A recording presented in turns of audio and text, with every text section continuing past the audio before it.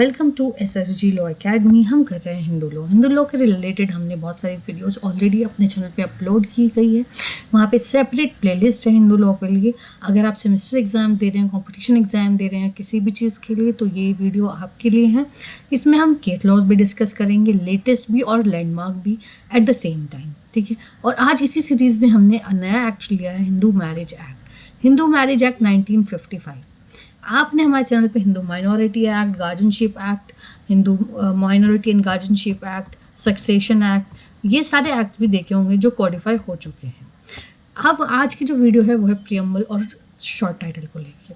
Hindu marriage act 1955 में आया था। Before 1955 there is no codification, कोई लिमिट्स नहीं थी, कोई कोडिफिकेशन नहीं था हिंदू मैरिजेस को लेके। 1955 में एक एक्ट लेके आए ये, जिसे इन्होंने कोडिफाई कर दिया और उसके अकॉर्डिंग ही हिंदू मैरिजेस को रेगुलेट किया। ये एक्ट नंबर 25 था 1955 का, और ये एनेक्ट हुआ था 18 मई 1955 को। इसके बाद से और साथ में ये था प्रोस्पेक्टिव का मतलब होता है 18 मई 1955 के बाद ही ये एनफोर्स हुआ है। इसका इफेक्ट 18 मई के बाद जो मैरिजेस सोलमनाइज्ड हुई हैं उन पे होता है।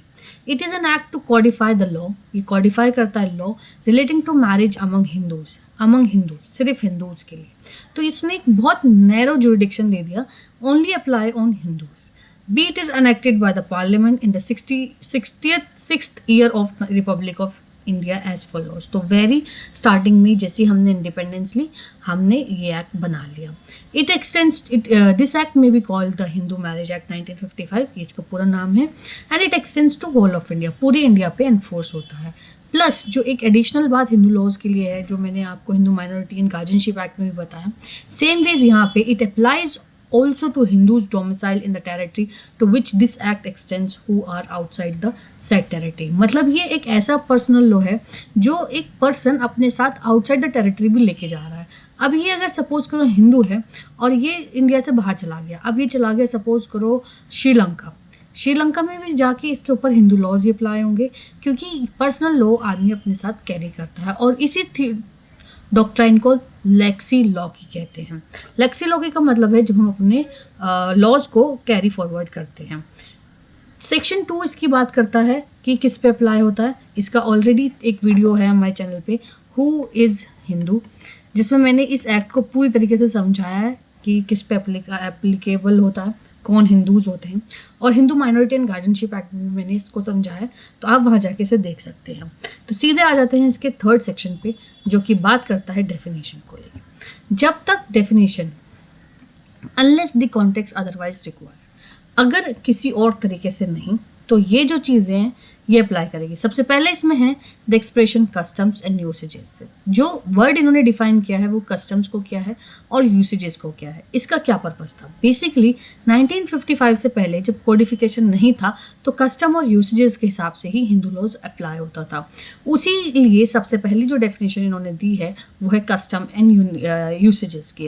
ये सिग्निफाई करता है कोई भी rule which have been continuously, जो कंटिन्यूस होना चाहिए, यूनिफॉर्म होना चाहिए, observe for a long time, बहुत लंबे टाइम के लिए ऑब्जर्व होना चाहिए, and obtain the force of law among Hindus in any local area, tribe, community, group और फैमिली। ये नहीं है कि कस्टम्स के नाम पे आप कुछ भी कर लो।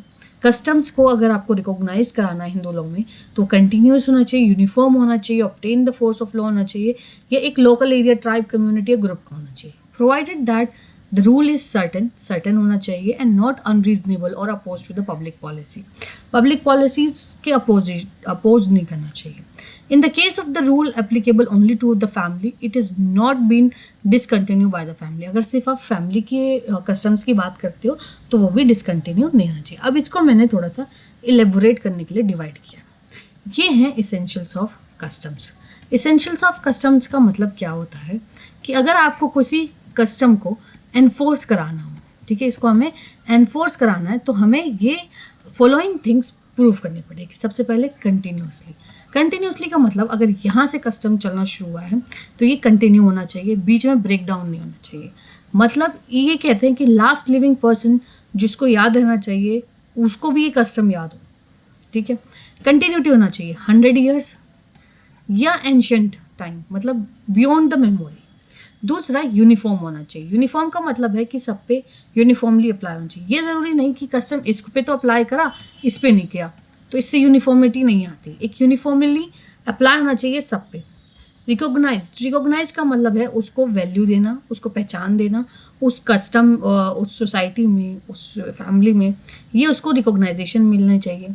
फोर्थ है सर्टन। सर्टन का मतलब है अगर कस्टम ये है कि आपको यहाँ बैठना है तो ये सर्टन होना चाहिए कि यहीं पे बैठना होगा, यहाँ बैठना नहीं होगा, या आपको इस रास्ते से जाना है, या कोई भी कस्टम हो XYZ, तो वो सर्टन होना चाहिए, यही रास्ता होना चाहिए, स्पेसिफिक होना चाहिए। फिफ्थ है इसका नॉट अनरीजनेबल। अनरीजनेबल नहीं होना चाहिए। ये नहीं है कि ठीक है आपको ये कस्टम है कि आप जो है शादी कर सकते हो किसी से भी, बट इट डजेंट मीन्स कि आप बच्चों से शादी करने लग जाओ, चाइल्ड मैरिज करने लग जाओ। ये अनरीजनेबल नहीं होना चाहिए, ठीक है। नॉट इमोरल, इमोरल नहीं होना चाहिए, मोरालिटी के खिलाफ नहीं होना चाहिए। और last, not oppose to the law और पब्लिक पॉलिसी। पब्लिक पॉलिसी और पब्लिक लॉ जो होता है उसके खिलाफ होना चाहिए। अब जैसे कस्टम्स में क्या है कि आप मतलब सपोज करो लॉ में क्या है कि आप थेफ्ट नहीं कर सकते, ठीक है, और आप थेफ्ट करने लग जाओ कस्टम के नाम पे, तो it is not oppose to law और पब्लिक पॉलिसी। तो ये इसेंशियल्स हैं कस्टम्स के। कस्टम्स के काइंड्स क्या होते हैं? सबसे पहले काइंड है इसका लोकल कस्टम। लोकल कस्टम्स होते हैं जो एक पर्टिकुलर एरिया में होते हैं। नंबर 2 होता है कास्ट और कम्युनिटी कस्टम, जो किसी कास्ट या कम्युनिटी को रिलेट करते हैं और उन्हीं में ये एनफोर्स होते हैं। और थर्ड होता है फैमिली कस्टम। फैमिली कस्टम जो होते हैं वो फैमिलीज़ में अप्लाई होते हैं। इस तरीके से कस्टम्स जो हैं ये बहुत इंपॉर्टेंट है, टॉपिक है, एग्जाम्स में आता है, और इस तरीके से आप इसे कर सकते हैं। Thank you.